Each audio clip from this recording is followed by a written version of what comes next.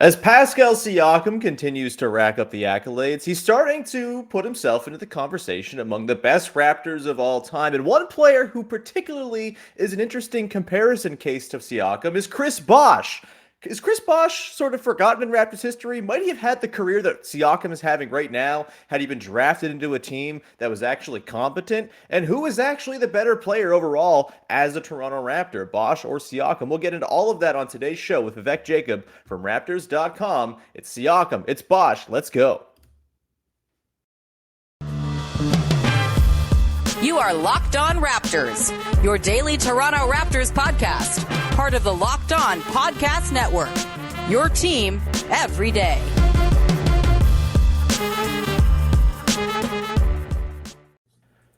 Hey, what's going on? Welcome to episode number 1186, I think, of Locked On Raptors for Monday, May the 30th. I'm your host, Sean Woodley of RaptorsHQ.com. You can find me on Twitter, as always, at WoodleySean. You can find the show at Locked On Raptors, and you can follow, subscribe to, rate, review the podcast wherever you get your podcasts. It's very much appreciated when you take the time to support the show, and you can also find the podcast on YouTube. It's free over there as well. We have over 2,000 subscribers because over 2,000 people are very, very lovely people. Join the group. Why don't you? It's a cool clan. Jump on in there and you can support the podcast in a very free and easy way. All right. On today's show, we are going to be talking about Pascal Siakam and Chris Bosh, two very interesting and obviously important players in Toronto Raptors history. We'll talk about how they compare, who's the better player, and also did Chris Bosh kind of get robbed by the fact that the Raptors front office was a bunch of bumbling morons at the very beginning of his time with the Raptors? We'll get to that in just a second as well. But first, I should tell you that today's show is brought to you by our pals over at Bet Online. Bet Online has you covered with all season long with more props, odds, and lines than ever before. Bet Online is where the game starts. All right, let's get to it. Let's bring in our wonderful guest. It's Vivek Jacob from Raptors.com, a man who I know is a Chris Bosh acolyte. Big V, how are you, man?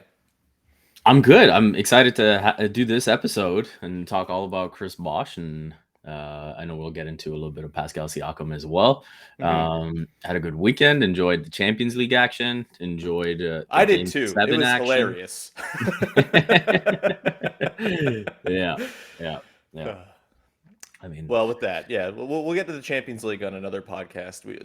Tottenham's back in it, so I'm fully back on board next year. Well, it's going to there be you go. A through line throughout the entire podcast. But for now, we just get to laugh and point at Liverpool fans for losing. Did you catch this thing? This has nothing to do with anything. Did you catch this scam that Everton fans ran for Liverpool fans? They set up a fake charter bus under something coach lines. It was like a fake charter bus company created by Everton fans. They had the bus driver who was about to drive all these Liverpool fans to Paris. The bus driver's name was Richard Arlison.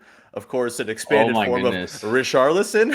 And the bus never showed up, and those Liverpool fans just never made it to the game. That's Raptors fans, step your game up. All North American sports fans, step your game up. That's the greatest thing I've ever heard. Anyway, if there is one thing I would love to see North American fans adopt from all these European soccer or just soccer in general is, the chants and the songs that are made about different players and all of that. If you get that going at Scotiabank Arena, I mean, the odds of that now versus when you had real fans in the building.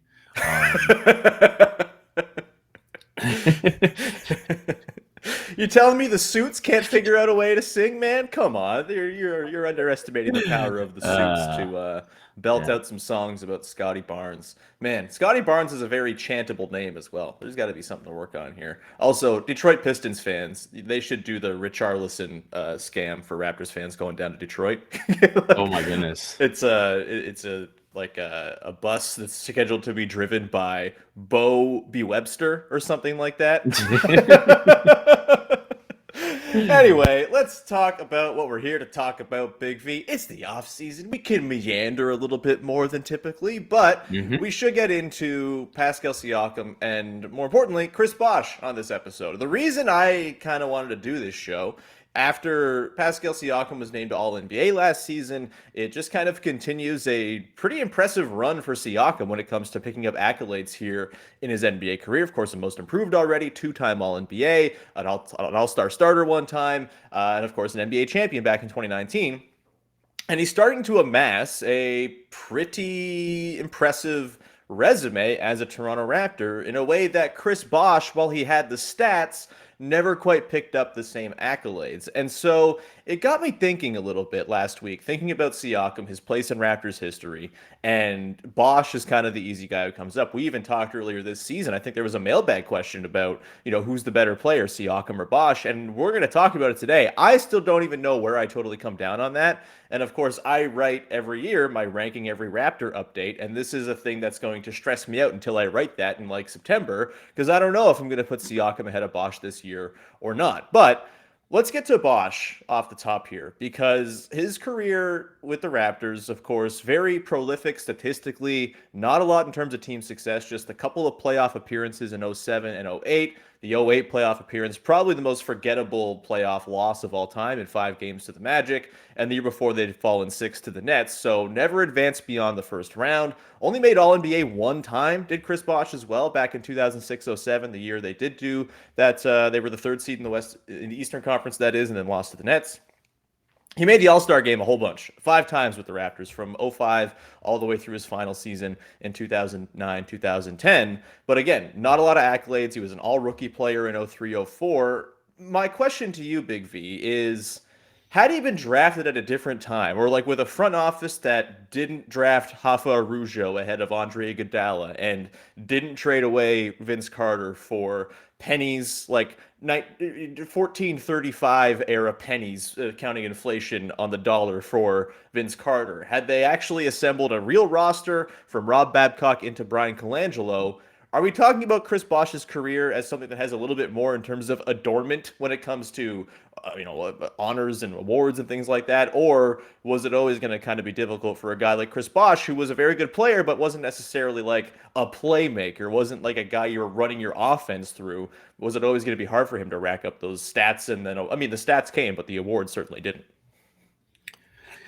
Yeah, I think this is a fun question because, again, you can make parallels to Pascal Siakam, and it's like, hey, maybe he's not quite the best player on a championship team, but I think he would have been a tremendous force that would have, if he had, the requisite talent, would have taken you to conference semis, battling for conference finals, and then you see what happens, right? Like, if you go back to when the Heatles formed, LeBron was the last to join to sort of make that announcement, right? Mm-hmm. And initially you were thinking, oh, wow, Dwayne Wade and Chris Bosh is going to be absolutely phenomenal together. Like, just that was enough to have that thought, right? Yeah. And so I think that lends to what the belief level was about Chris Bosh. And then the same way when LeBron left, again, it was like, oh, okay, this team is still going to be very good with Wade and Bosh. Mm-hmm. And then obviously, because of the blood clots and whatnot, we didn't get to necessarily see that pan out. But I think that perception before and after lends to what people thought of Chris Bosh and how he was properly viewed. And, we talk about All-NBA. That was a time when he's competing against the likes of Kevin Garnett and Tim Duncan. And so Shaq still kicking. Yeah. So you can see why he maybe got all those all-star nods, but not quite the All-NBA. I think from a talent standpoint, he was phenomenal. And I think maybe we can get into this a little bit later. It's like the responsibility that was cast on him in pretty much his second season after the Vince trade. Mm-hmm. Pascal had that opportunities to sort of grow into what he's wanted and what the franchise now wants out of him. Yeah, I really do want to kind of talk about the way in which Bosh's career could have gone had, some certain things fallen into place for the Raptors just after he was drafted. But, I think you're right in that, he, I think, is probably unfairly viewed in Raptors history, honestly. Like he is right there with like all the counting stats. He's the leading rebounder. He's one of the top scorers. He's one of the top shot blockers, even though he was never really considered a great defensive player, like the longevity he had with the team. And look, he only played for 7 seasons with the Raptors, but by Raptors standards, baby, that's an eternity, especially back in that time period. And so it's tricky when it comes to the All Stars. I mean, he made five. It's sort of a similar sort of inverse argument to the All NBA thing. In the Eastern Conference in the mid 2000s, it was pretty easy to make the All Star game if you had 20 and 10 like that. That was not exactly like a loaded field. Bosh was a starter a ton of times in a row. And, some of the guys he was making the All Star team with, a lot of Anton Jameson in there, a lot of Jameer Nelson. Not these aren't great players, but come on, like a lot Yeah. of Devin Harris and Joe Johnson and all of these guys who like racked up all stars because the East was kind of butt. And not to say Bosh was of that tier, because obviously he was better than your Devin Harris's and Anton Jamesons, but certainly I think if he's in the Western Conference with the guys you were talking about, throw in Dirk, throw in whoever, right? Like it's going to be pretty difficult for him. Pau Gasol was out there, like that was always going to be hard for him to make that many All-Star games if he was playing in an opposite conference. So I think he was a little bit fortunate to be drafted to the Raptors in that specific regard. Not that anyone in the mid 2000s was fortunate to be drafted to the Raptors. We're going to continue on. And on that thread, I think that's a for the- great name, by the way, Pau what's Gasol, that? in terms of like maybe how Bosh should be properly viewed. Sure. That's a good point. We'll get to a little bit more on Bosh and sort of where things went wrong with his time with the Raptors, mostly due to anyone but him. We'll get to that in 1 second. And then at the end of the show, we'll get into the Siakam versus Bosh debate. But before we do that, just want to tell you about our friends over at betonline.net, who are the #1 source for all of your sports betting needs and info. Find all the latest odds, news, and sports developments, including this year's basketball playoffs. The NBA Finals are coming up, baby. I will very, very reluctantly be watching them because, God, that matchup sucks. But Major League Baseball scores, fights, even next year's NFL futures are also there as well. The Stanley Cup playoffs continue on. If you want to just take the over on all the Avalanche Oilers games, you're going to have yourself a pretty good time. That series is going to be amazing. BetOnline is your continued source for all of your sports wagering information, from live betting to playoffs, esports, and more. Head to the website today or use your mobile device. Learn more about the trends in the action. BetOnline is where the game starts. And we continue on here with your first listen of the day, digging into Pascal Siakam and Chris Bosh, and in particular now, Chris Bosh's career and sort of the different forks in the road that could have led to let's say, a more fruitful time with the Toronto Raptors. Of course, he's drafted in 2003 in the LeBron James draft. He goes 4th overall. And a year and a half after he's drafted, the Raptors trade away, Vince Carter for nothing. Also, is it the 2005 draft where they do not draft Andre Iguodala? Instead, they draft Rafa Arujo. Might have been the 04 draft. Either way, very early in Chris Bosh's career. And for me, when I was thinking about this last week and thinking about the way that Siakam was able to jump into a good team, have a year of seasoning in the G League, then have a year where he was just a nice, capable bench hand, and then have a year where he could step up and be the second or third best player, or third best player, second best scorer on a championship team, and then kind of take the reins. Like, that's a progression and a level of patience and time and rope that Chris Bosh never had the luxury of because the team around him was horribly mismanaged, and he was very clearly the only beacon of hope on it for a while. So let's think about this. If the Raptors do go ahead and actually mend fences and keep Vince Carter around, if the Raptors do go ahead and take Andre Iguodala 8th overall instead of Rafa Arujo, like, do you see a world in which Chris Bosh kind of has that similar slow progression? It's probably not like the G League wasn't a thing the way it is today back then, for development and sort of seasoning guys. The Raptors didn't have their own team, so that's kind of out of the question. But do you see a world in which Bosh kind of slowly levels up into being like the second or third best player on the team by year 3 or 4 or 5? Or, is it a similar sort of thing? Maybe it's just not enough around him with Vince and Iguodala. But like, there's a universe in which that happens, and I feel like we have a bit more of a favorable view of Bosh because the team probably just wins more with him on the team. Yeah, I think if you just frame it as if the Raptors have a different office, if the Raptors say have this front office with Masai Ujiri and Bobby Webster, then I think there's a whole lot that changes, right? Mm-hmm. Because I don't think, Vince Carter is demanding a trade. I think he's sticking around and he's giving everything he has, and that in itself changes the trajectory, because then you've got a pretty good team with him alongside Jalen Rose and Chris Bosh. I think it gives him more of a leash and more leeway, but I still think he develops pretty quickly to make them a formidable team. And so what happens from there, who knows? But so much of what's changed in the franchise's perception is because of the way the front office has mapped things out, because of the way the front office has drafted. And so if you're changing those things, then it's very, very different. You're talking about, again, Andre Iguodala instead of Rafael Araujo. That's huge. I don't lose sleep over that one ever. Never. I just never think about it ever. And even so 04 was that draft. 05 was you had Charlie Villanueva, which was fine. You ended up turning that into TJ Ford, but later on in that same draft, you take Joey Graham over a guy like Danny Granger, right? So God, we're just dredging up all sorts of feelings right now. God.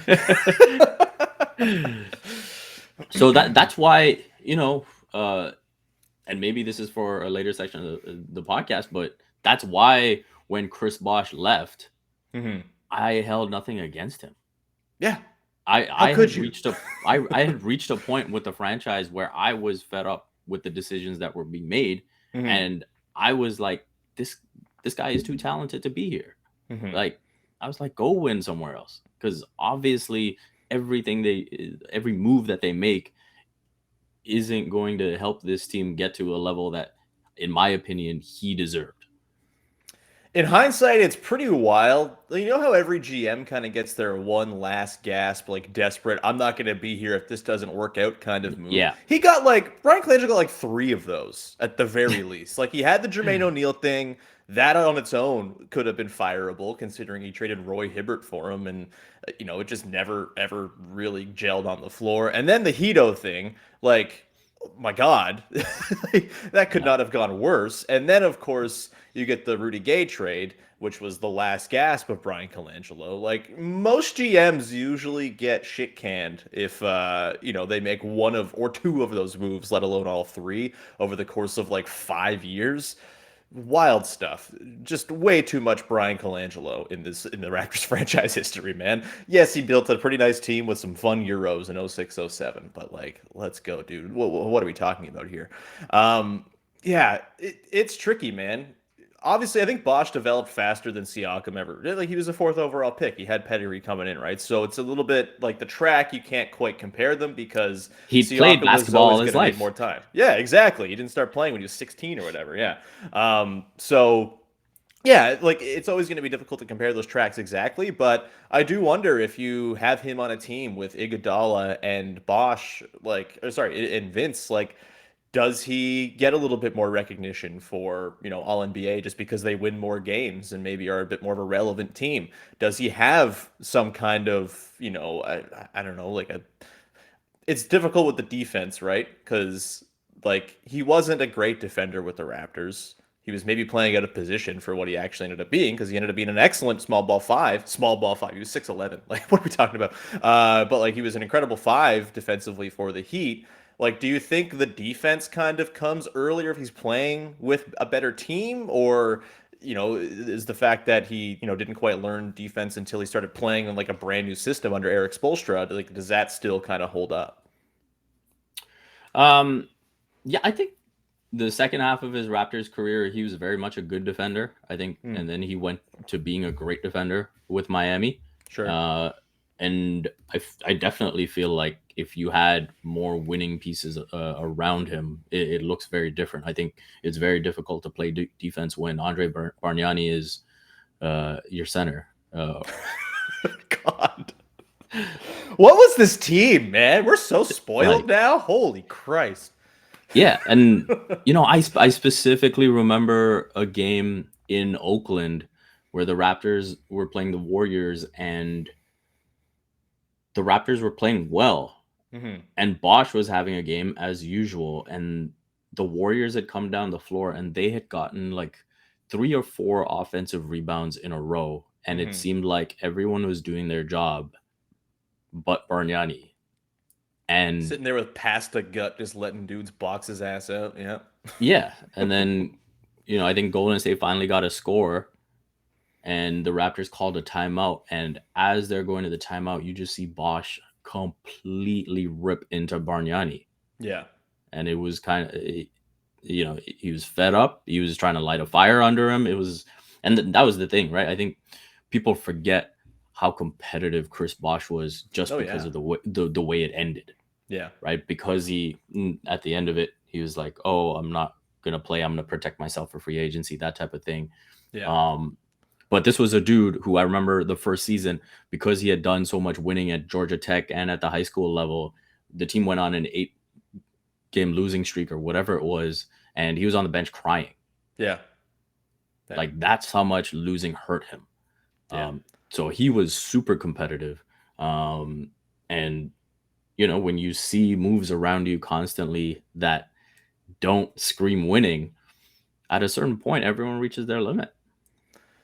Yeah, I think and I don't think this is a thing, right? I don't think many people begrudge Chris Bosh for leaving the Raptors the same way they begrudge the way things ended with Vince, right? Or, David No, I don't Stoudemire, think anything's Tracy ever going to be McGrady, the like, same no. as Vince. No. And yeah, I think at that point, most people were resigned, having just watched Hito Turkoglu like stumble his way through one season.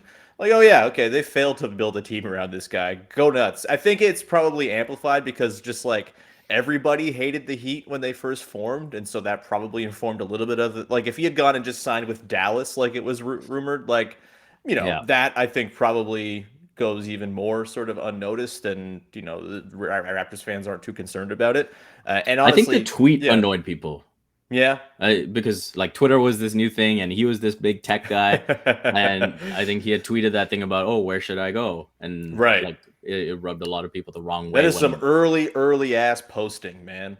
Yeah. Before the art of the post had very much been refined over the following decade. Good thing all the posts now are really good, right? Yeah. It's a shame, man. I think there was more there in terms of like team success. Maybe not personal accolades, just because of, he probably would have been considered at most the second best player on a Vince, Iguodala, Chris Bosh, big three type team. But, I do think there's probably more team success, and that probably informs how people feel about Chris Bosh today. Recency bias is a hell of a drug. We're going to dig into Pascal Siakam versus Chris Bosh. And I know I kind of go in with my own inclinations. I'm curious to hear what you have to say. We've talked about this lightly on the podcast, just in passing before, but I'm ready to dig into it. We're going to try to compare Chris Bosh, Pascal Siakam, determine who's the better Raptor in just 1 second. But first, should tell you that our wonderful daily Locked On Sports Today podcast is on every single day on all the YouTube channels, of podcast audio feeds. It's on radio in the States now as well. You can find it on Odyssey stations here and there. It's a wonderful podcast. Pete Bukowski checks in with the local experts of the Locked On Podcast Network and gives you all you need to know about what happened the night before. Lots of hockey stuff in there. Of course, the NBA is going strong right now on there too. Go check out Locked On Sports Today wherever you get your podcasts. All right, we continue on here with your first listen of the day with Big V, Vivek Jacob from Raptors.com. Gonna ask the question: better Toronto Raptor of all time, Pascal Siakam or Chris Bosh? The statistical case very much in Bosh's case in favor, just in terms of accruing stats. He was a 20-10 guy for like 6 years. That's going to help you rack up some numbers, and that's going to take a while for Pascal Siakam, who, of course, barely played in his first season and then was a bench player in his second season. It's just a lot of ground to make up, and he's still very early on in his career, just 6 seasons in. So, Vivek, better player, Siakam or Bosh? Who you got? I think Siakam as a player surpassed Chris Bosh this season. Mm-hmm. And so because this is the first season, I still give the overall package to Chris Bosh. When you take the individual accolades and accomplishments as a Raptor, if you were to take the team builds and front offices and everything, and give that to Chris Bosh, I think we're talking about Chris Bosh extremely differently as a collective way. So, and Chris Bosh, what was it, 6 seasons as a Raptor? Yeah, Or 7 seasons. Seven Yeah. seasons as a Raptor. Pascal's about to enter his 7th season. Yeah. And so I think at that point, maybe we'll be able to officially put Pascal ahead. And so for now, I still lean towards Chris Bosh. And the one thing I will say, again, we talk about how good was Chris Bosh. That Nets series, the first year they go to the playoffs, to me, watching that, the main reason they lost was inexperience. Yeah. And if you just have Jorge Garbajosa instead of Joey Graham, I think things play out differently. Like the fact that it went 6 with the inexperience factor, and the fact that game 6 was literally one lob away from going to game 7, that Richard Jefferson gets in the way of. I think it shows that if a team of TJ Ford, Jose Calderon, Anthony Parker, that was good enough for him to be competitive with those Nets, with Jason Kidd and Richard Jefferson and Vince Carter. He was pretty damn good. Yeah, he's only 22 in that first playoff run as well. The number's not really all that standout just looking at them here. 17 and a half points a game, 9 boards, 2.5 assists, a steal, and almost 2 blocks a game in that series against the Nets. He was pretty inefficient, just 40% on twos, 20% on an attempt a game from 3 as well. First year playoff struggles, right? Like that's the inexperience you're talking about. A 22-year-old is probably going to struggle his first time out. The following season, in 5 games against the Magic, they lose and it's horrible, but he does go for 24, 9, 4, 1.6 steals as well, and shoots 50% overall on twos, just under 50% from the field. So pretty obvious progression there. And then that's the end of his playoff career with the Raptors. God, that's cursed and sad. With Siakam, it's tricky because I agree. I think this year, like what we saw from Pascal this season, is better than any season Chris Bosh put together for the Raptors. Two-way play, playmaking, obviously. Like he's got double the assists that Chris Bosh ever had in one of his seasons with Toronto. And that can't be understated. And maybe the game has evolved to the point where guys who can create for others are even more prioritized and more important than they used to be. I don't think that's necessarily totally true. Like it's always kind of been a thing. If you can create your own shot, you're going to be all right. But it feels a little bit more like a prioritized skill set these days. And for Siakam to be able to do that and be an efficient player while doing that, I think that is just something that Chris Bosh never really had in his bag. And that's nothing against Chris Bosh. That's everything to do with how great Pascal Siakam is. So if that's the case, and better player overall in terms of hit the peak, then you also factor in, he literally hit the game-winning shot in the NBA Finals in Game 6 to clinch the title for the Raptors. He had a 32-point game in Game 1 of the Finals. He was good throughout that entire playoff run. The combined scoring between him and Kawhi, the Michael Jordan, Scottie Pippen record, that's very much there. He wins Most Improved, which, I don't really know how much to bake into the importance of Most Improved. It's kind of a weird sort of highly subjective award, and I don't know if that is a great notch in anybody's belt. It's cool that he did it and got as good as he did, but I don't know if we view his career worse if he doesn't have that award, if that makes sense. The defense I think is very clearly above what Chris Bosh was as a Raptor. He's a borderline all defense type player. He should get more credit for it. Frankly, he didn't get any all defense votes. Which, if you were going to vote for anybody for all defense in the Raptors, you could argue it might have been Pascal was the best defender on the team this year. But that's an argument for another day. It really is sort of the moments and highs versus the reliable, steady ability that Bosh kind of showed over a lot of years. And let's put it this way.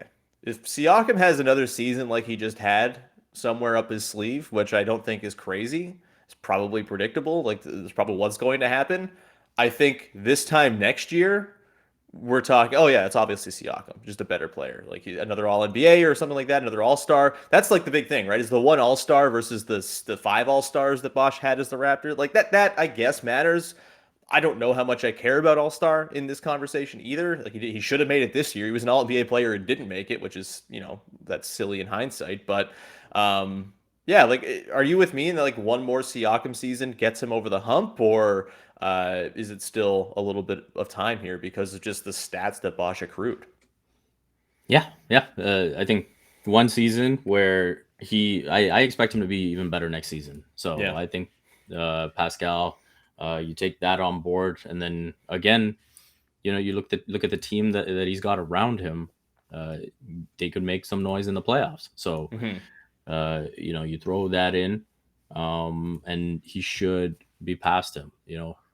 I haven't double checked, in terms of the Raptors records, what specifically Pascal is close enough to Chris Bosh in.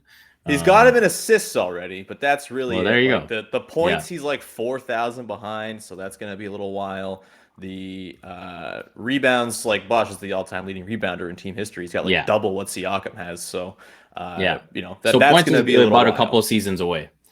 Yeah. Um, so I think, you know, the thing that is going to be special about Pascal is if he plays out the entirety of his next contract with the Raptors, Hmm. and they have um, some significant team accomplishments, Hmm. I think you are going to have to put him in the GROAT conversation.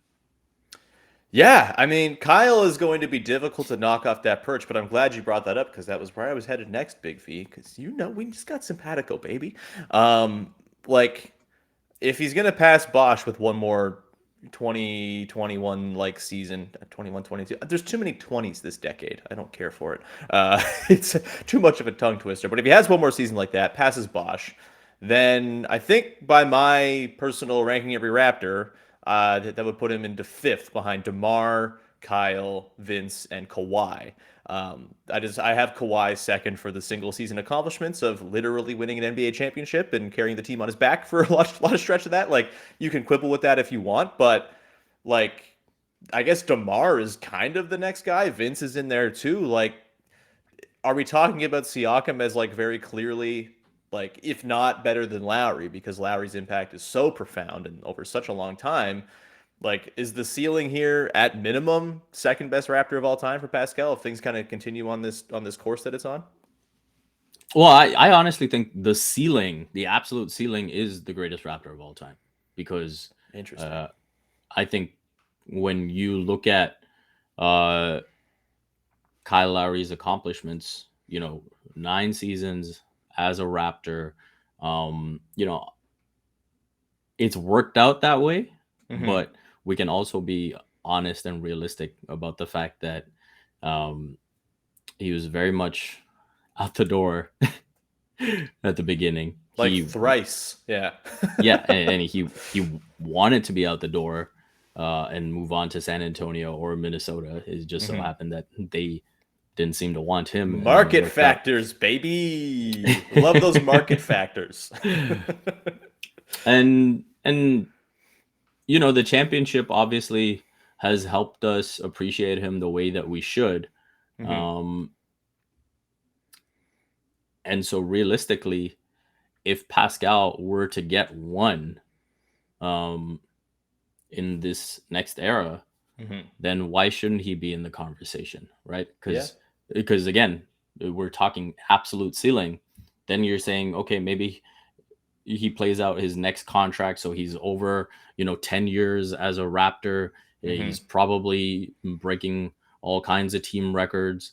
um, and you look at the story, I think the story is a big part of it, where he is an example of so much of what is right about the Raptors in It's a good point. this time, right? Yeah. You talk about being a late draft pick, going to the G League, winning the G League championship and the finals MVP. Then we talk about development with the Raptors organization. That's where you go and win most improved, has some meaning. Then again, all that stuff about winning the championship, being the second leading scorer on the championship team. It like we talk about Kyle's championship, like Siakam was a part of that, and he was a big part of that. So very big, very, very important part. They don't win it without him. Yeah. That's for damn sure. And the other thing that kind of gets lost with Pascal is we always talk about the game-winning shot in Game 6. Yeah, he had 26 and 10 in that game. Yeah. Like he had a monster game. Obviously, we talk about Kyle's Game 6 because of the way he came out, but Pascal very quietly put up 26 and 10, including that finals clinching shot. So you throw in another 5 years of him being at this level. Because again, he's 28. I could very much see him being at this level for the next 5 years. Yeah. And the Raptors do something special. Like, to me, absolutely, he could be the greatest Raptor of all time. I don't even think they necessarily need to win a title in the next 5 years for that to potentially happen, right? Like, you get some deep playoff runs. He's already got the title, right? Like, he'll always have that to fall back on. That's in the bank. That's there. It's always like I'm always worried about. I think the title would make it unquestionable. Yeah, you might be right. It's so difficult because Kyle Lowry has such an enormous part of my soul. Like and to think about him not being the greatest Raptor of all time is bizarre. But I guess like when you're a really well-run franchise, this is a thing that happens more than once every 25 years where a new guy comes along. It might actually be the best player you ever had, which is new and fun and interesting. And it's not even to mention like Pascal could go and snatch all these records, and then Scotty Barnes could take them away 2 years later. And and if the Raptors go and do something special here in the next few years, Scotty Barnes figures to also be an enormous part of that. And it's interesting to sort of think about how Barnes and Siakam could sort of inform each other's own legacy with the team while also kind of competing with each other for this thing that we only care about. But it's kind of the whole thing of being a fan, right? Is sort of ranking your dudes.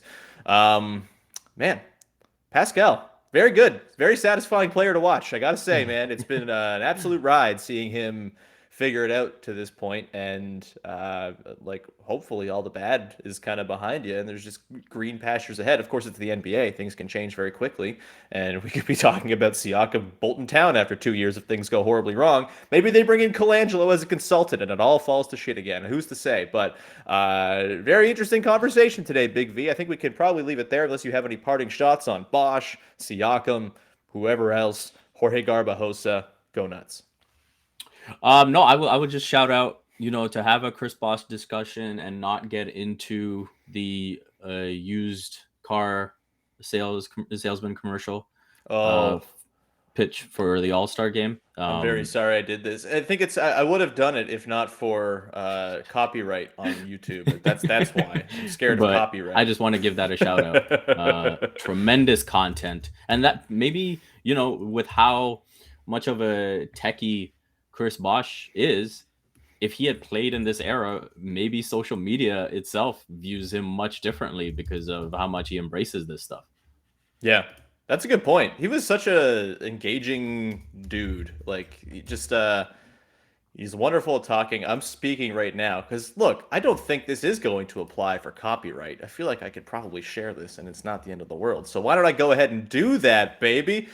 Let me just, here, bear with me as I make this happen here on Restream Live. This is big podcasting we're doing. Gonna add a source or share my screen. Here we go. Got it figured out. Do I have it figured out? I don't think I do. I'll just leave it there for now. I'll edit it in afterwards. How about that? People can just go search it.